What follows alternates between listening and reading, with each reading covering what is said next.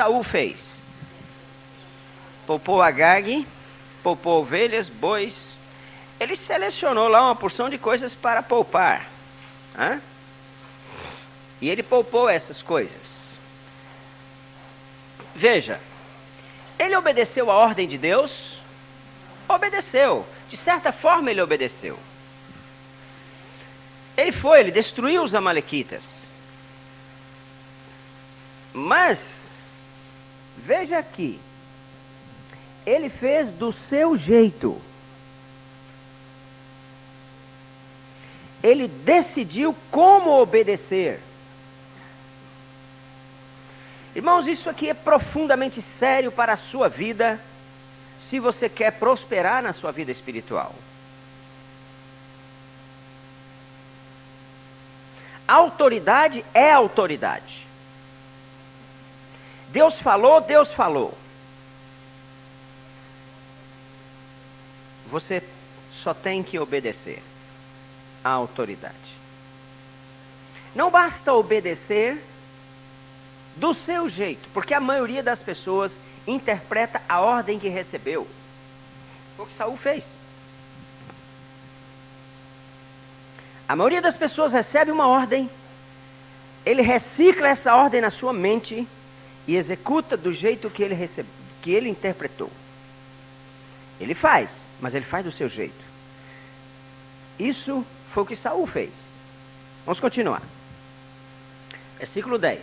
Então veio a palavra do Senhor a Samuel dizendo: arrependo-me de haver constituído Saul rei, porquanto deixou de me seguir e não executou as minhas palavras. Então Samuel se contristou e toda a noite clamou ao Senhor. Eu tenho pensado por que Samuel clamou toda a noite ao Senhor. Parece que Samuel quis consertar a situação diante de Deus. Parece que Samuel havia percebido a ira de Deus e falou: vou tentar mudar isso. Porque Deus falou: olha, eu me arrependi de haver constituído Saul rei sobre Israel. Eu me arrependi. Veja. Madrugou Samuel para encontrar a Saul pela manhã, e o anunciou-se aquele: já chegou Saul ao Carmelo, e eis que levantou para si um monumento, e dando volta, passou e desceu a Gilgal. Olha, segundo passo da pessoa que tem o espírito rebelde. Primeiro, ele fez do seu jeito. Segundo, ele fez um monumento para ele mesmo. Toda obra corre esse risco de você acabar descobrindo que você está fazendo um monumento para você. O maior perigo que um pastor corre é quando a sua igreja está crescendo muito. Quando ele está sozinho. Quando ele não está debaixo de cobertura. Porque quando ele está debaixo de cobertura, o risco é mínimo. E se ele andar corretamente debaixo de cobertura, praticamente não tem risco. Então, o risco é quando a minha igreja cresce, a minha obra cresce, e eu cresço junto com ela. Quando a minha obra cresce, eu preciso diminuir. Na medida que a igreja vai crescendo, eu vou ficando menor ainda. Esse é o propósito de Deus. Nós não podemos deixar que aquilo que Deus nos confiou se transforme em um monumento. Então, havia no coração de Saul um espírito errado. Esse era o problema de Saul. Havia um espírito errado no coração dele. E por isso ele cresceu também. Ele fez para si um monumento. E ele não conseguiu obedecer à voz de Deus. O que Deus havia falado para ele. Ele obedeceu, mas obedeceu do seu jeito.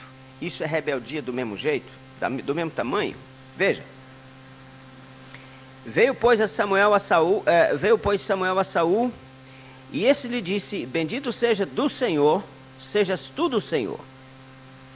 Escutei as palavras do Senhor. Olha, escutei. Executei as palavras do Senhor. Olha, o coração dele estava tranquilo, né? Eu fiz do jeito que Deus mandou. Então disse Samuel: que balido, pois, de ovelhas é esse esse nos meus ouvidos?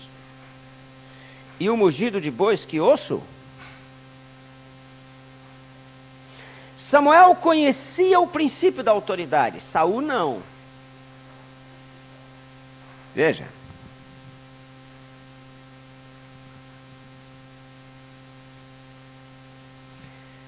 Quais foram as pessoas na Bíblia que fizeram uma obra eterna? Foram aqueles que conheciam o princípio da autoridade. Davi fez. Saul não. Davi fez uma obra que permanece até hoje. Samuel também fez uma obra eterna.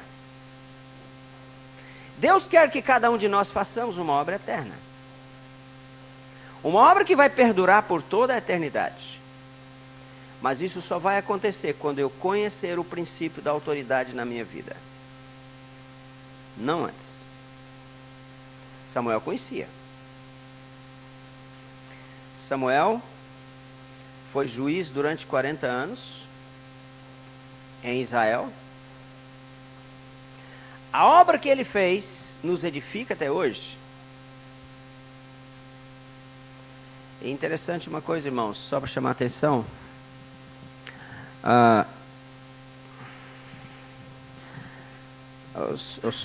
Silvano, depois precisa testar os MDs, como é que está o som, a qualidade, você testou? Tá bom?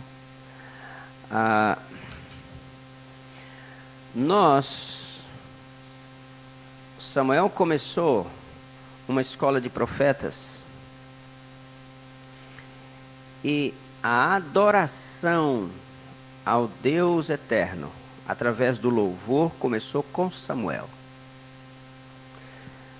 Davi aprendeu com Samuel nessa área aí. Samuel fez uma obra eterna.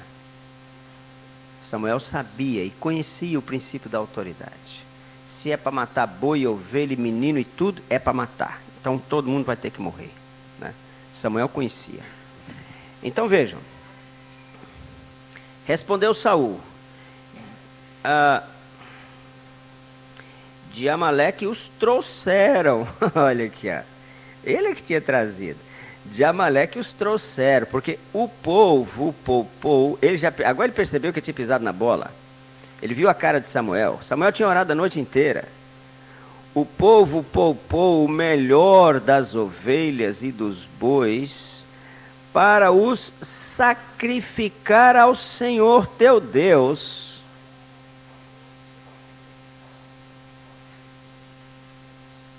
Não era o Deus dele, era o Deus de Samuel. Para sacrificar. Então, o povo poupou. Agora ele percebeu que tinha pisado na bola. Ele viu a cara de Samuel. Samuel tinha orado a noite inteira. O povo poupou o melhor das ovelhas e dos bois para os sacrificar ao Senhor teu Deus.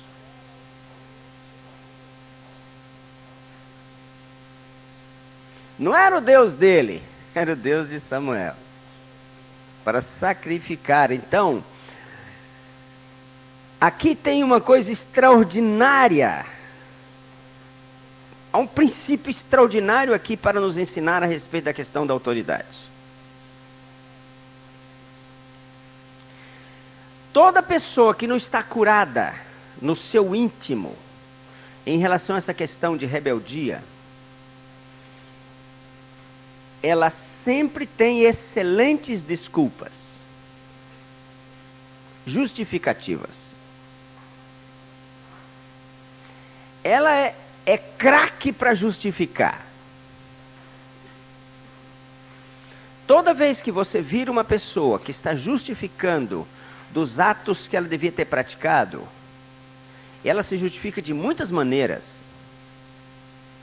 É porque essa pessoa não está curada desse problema no seu interior. Veja que Saul falou, olha, nós trouxemos aí mesmo umas ovelhinhas, mas é para sacrificar ao Senhor. Uma justificativa bastante razoável, sim ou não? Não é não? Nós decidimos fazer um sacrifício para o Senhor, né?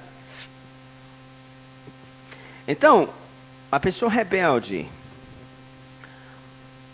eu digo, não estou falando assim, a pessoa que não está curada, a pessoa cujo espírito de servo ainda não entrou na vida dela, no coração dela. Essa pessoa, ela vai ter muitas justificativas para o que ela fizer ou o que ela não fizer. Ela sempre vai ter explicações excelentes. Quanto mais a pessoa for capaz de se explicar, mais rebelde ela é. Anotem isso. Guardem isso, porque vocês, cada um aqui tem traços de rebeldia no seu coração. Cada pessoa, Satanás de alguma forma plantou isso no nosso coração. Isso tem que ser banido completamente do nosso coração, se nós quisermos prosperar na nossa vida espiritual. E observe então, daqui para diante, as desculpas que você vai arrumar. Então disse Samuel, verso 14, que balido tal, tudo bem, está lá. Verso 15, respondeu Saul, de Amaleque os trouxeste, já lemos. Então disse Samuel, verso 16, disse Samuel a Saul, espera e te declararei o que o Senhor me disse esta noite. Respondeu-lhe Saul, fala, pode falar. Esse é o problema da pessoa rebelde. Ele não percebe o seu problema. Pode falar. A pessoa que tem rebeldia no seu coração, ele não sabe disso. É muito difícil ele descobrir isso. E vocês vão aprender semana que vem como isso vai se manifestar. É através da oração em línguas e da meditação na palavra. Isso vai se manifestar na nossa vida. E nós vamos começar a descobrir coisas que a gente não via. Pode falar, Samuel. Fala. Olha, eu vou dizer para você o que o senhor falou para mim essa noite. Fala. Vai falar. Ele não entendia a gravidade da situação. Não está percebendo, não. Então, irmãos, eu quero dizer uma coisa solenemente para cada irmão e irmã aqui nessa manhã. Ou você descobre esse princípio na sua vida e pratica o princípio de ser servo, que é o contrário disso aqui. Ou você vai continuar na sua vida espiritual marcando passo. Daqui 1 ano você está do mesmo tamanho. Daqui 2 anos, talvez daqui 5 anos você vai estar do mesmo tamanho. Só o dia que você descobrir os traços de rebeldia dentro de você e você se despir dessa rebeldia, seja como for, porque é coisa sutil. A gente não percebe. Porque é fácil dizer que trouxe as ovelhas para sacrificar ao Senhor. E há uma justificativa excepcional, afinal de contas. Eu trouxe uma porção de ovelhas para sacrificar ao Senhor. É uma justificativa muito válida. Então, ou você descobre onde você está sendo rebelde na sua vida, ou você vai continuar marcando passos na sua vida espiritual. Vamos continuar. Vamos pular para o 22, porque precisamos mudar de tema aqui agora. Veja o 22.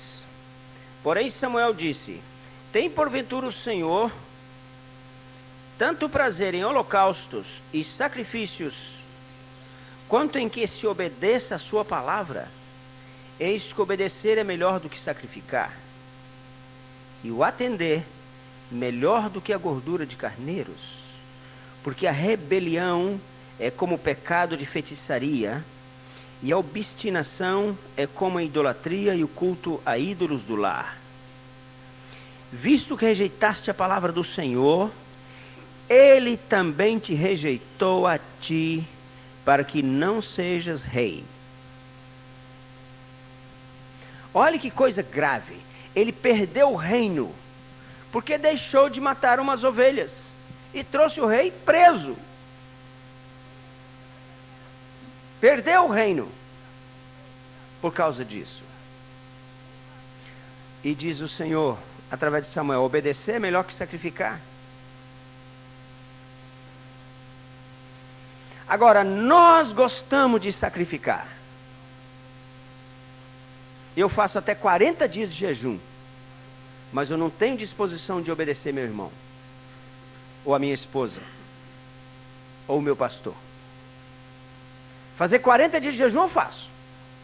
Vou para o monte e tal, tudo bem. Nós estamos muito mais dispostos a sacrificar do que a obedecer. Quando o Senhor diz, obedecer é melhor do que sacrificar. Então, irmãos, vamos aprender essa lição nessa manhã.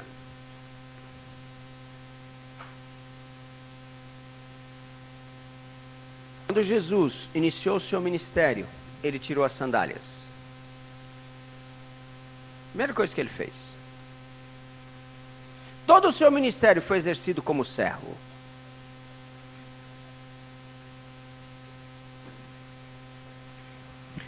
Vamos analisar uma outra situação que aconteceu. Aqui teria ainda muitas coisas para falar sobre Saul, mas você guarde esse capítulo, tá?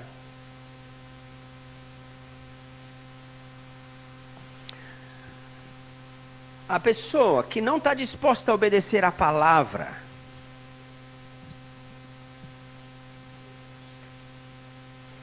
tem 7 razões porque as pessoas se tornam inúteis na obra de Deus. Eu quero falar para vocês sobre essas 7 razões, não agora, mas vou citar uma delas.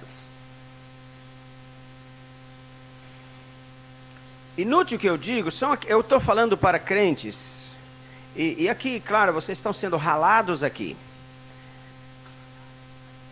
Mas para que você aprenda e você seja melhor amanhã. Eu não estou aqui para passar a mão na sua cabeça. Vocês não vieram aqui para isso. Eu estou aqui para usar a espada. Vejam bem. Das 7 razões porque os crentes muitos se tornam inúteis na obra de Deus. E quando eu digo inúteis, são aqueles crentes que estão lá, estão na igreja. Vocês conhecem isso muito bem que eu estou falando. Mas não prosperam na sua vida espiritual. Não participam da oração. Não são ungidos por Deus. Não choram. Crente que não chora, já viu? Crente que não chora. Eu gosto de crente que chora. Entendeu? Então, uma das razões é porque eles criam para si os seus próprios ministérios.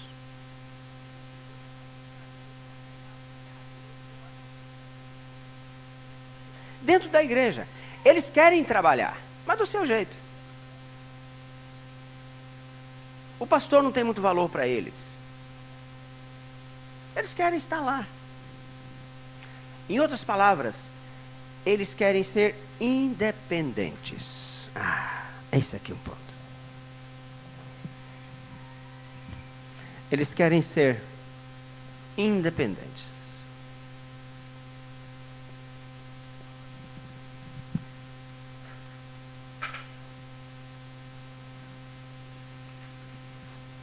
Eva quis ser independente.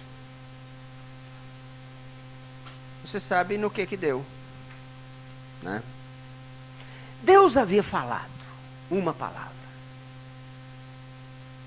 Porque Deus sempre fala, irmãos. Se você está aqui esse mês, é porque Deus falou com você. E você obedeceu. Deus sempre fala. E você decide obedecer ou não. Lilia, tem uma pessoa ali atrás querendo falar com você. Essa moça linda que vocês estão vendo aí é a pastora Valéria, filha da irmã Lili. E minha filha. Eva só tinha uma coisa que ela não podia fazer, que era comer o fruto da árvore do conhecimento do bem e do mal. Tinha tanta árvore lá, assim, fruteiras e tudo, não devia ter. Porque foi Deus que plantou aquele jardim para ele. Você imagina um jardim que o próprio Deus planta para nós? Devia ter manga, devia ter uma porção de qualidades de uva, de manga, de pera, e tanta coisa gostosa, né? Devia ter cupuaçu. Você é cupuaçu, como é gostoso? Né? O pessoal aqui lá do Belém sabe, do Pará sabe do cupuaçu, né? Que coisa gostosa é cupuaçu, né? É, provavelmente, mas devia ter outras formas, né? Enfim. Só tinha uma árvore que não podia comer, umazinha só.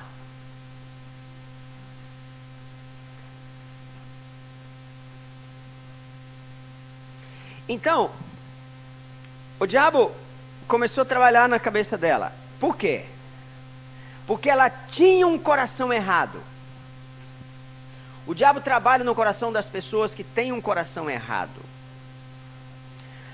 Aqui em Gênesis, vamos ver onde estava o erro e o problema fundamental de Eva. Onde estava o problema fundamental de Eva? Vamos ver aqui em Gênesis 3.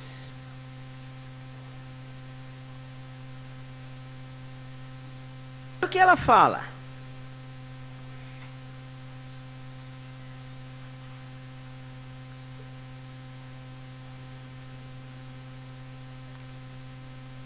Verso 1, no final do versículo, o diabo faz uma pergunta para ela: não comerás de toda a árvore do jardim? Olha a pergunta que a serpente faz para ela. Olhe para mim. O diabo sempre vai colocar em dúvida a palavra de Deus no nosso coração. Deus vai falar com você,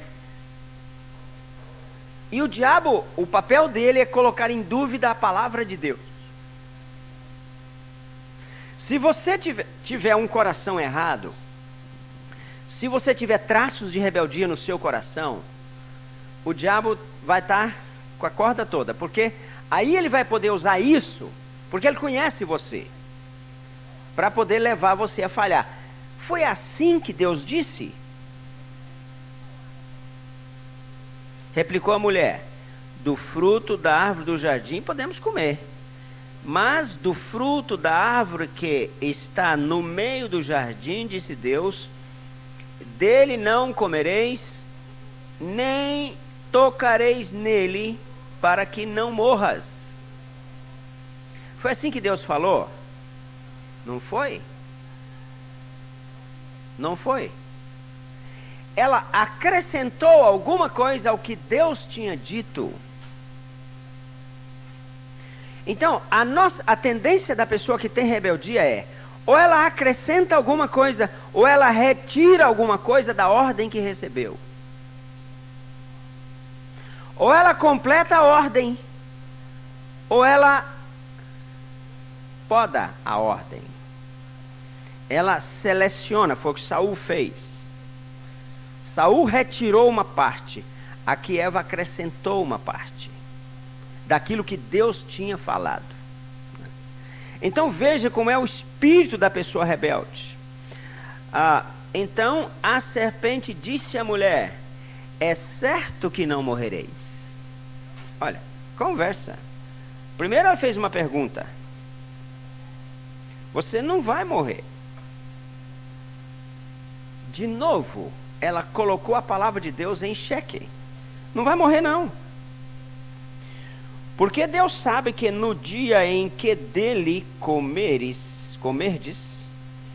se vos abrirão os olhos, e como Deus sereis conhecedores do bem e do mal.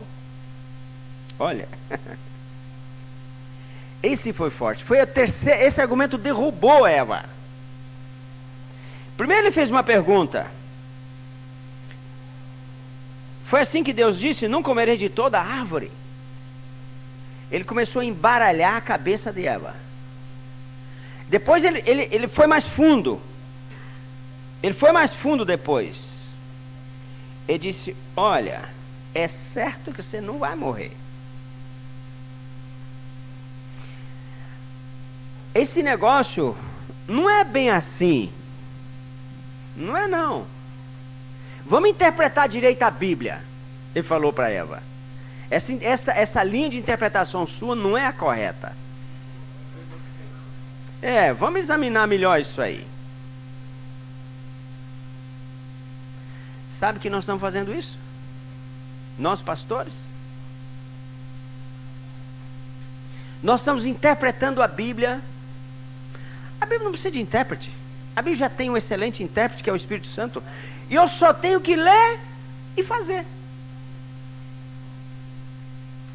Uma criança pode interpretar a Bíblia melhor do que um pastor que conhece grego e hebraico. Desde que essa criança esteja cheia do Espírito Santo. Precisamos tomar cuidado. Eu não sou contra pastor que conhece grego e hebraico, não. Graças a Deus por eles. Contanto que estejam cheios do Espírito. Porque se não estiverem, eles são uma praga. E eles são um problema. Mas se forem cheios do Espírito Santo, são uma bênção. Que venham. Vão nos ajudar. Então Satanás, ele foi aprofundando na sua argumentação.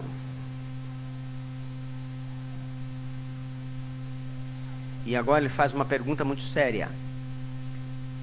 É certo que não morrerás. Ele confronta a palavra de Deus diretamente. Vai morrer não.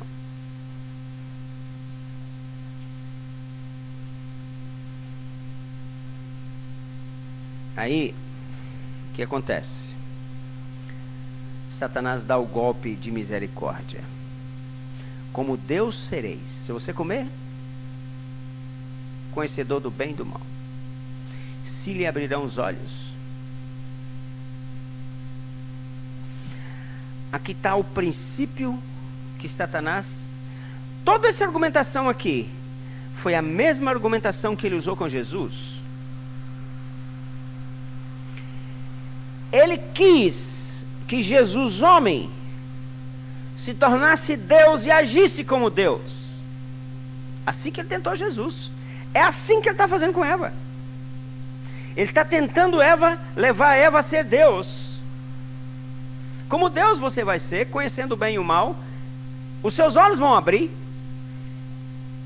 Mesma coisa. Ele sempre fez do mesmo jeito. Na nova era, você sabe disso, ensina que as pessoas vão se tornar deuses, né?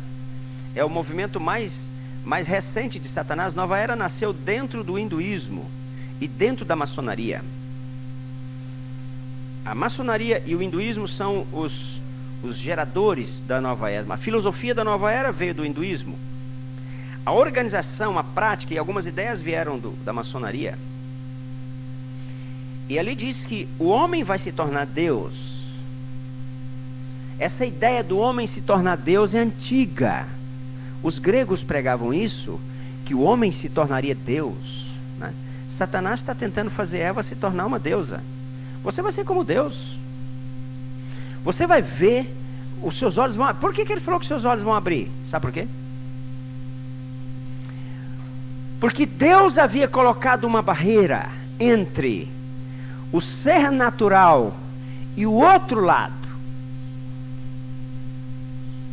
Eu não vejo do outro lado, mas os anjos veem. Não é assim? Os anjos veem do outro lado. Os anjos veem nas duas dimensões. Na dimensão que eu vejo, um anjo vê. E na dimensão espiritual, um anjo também vê. Porque ele se move na eternidade. Ele pode ver na dimensão espiritual. Mas eu não posso. Isso é espiritismo.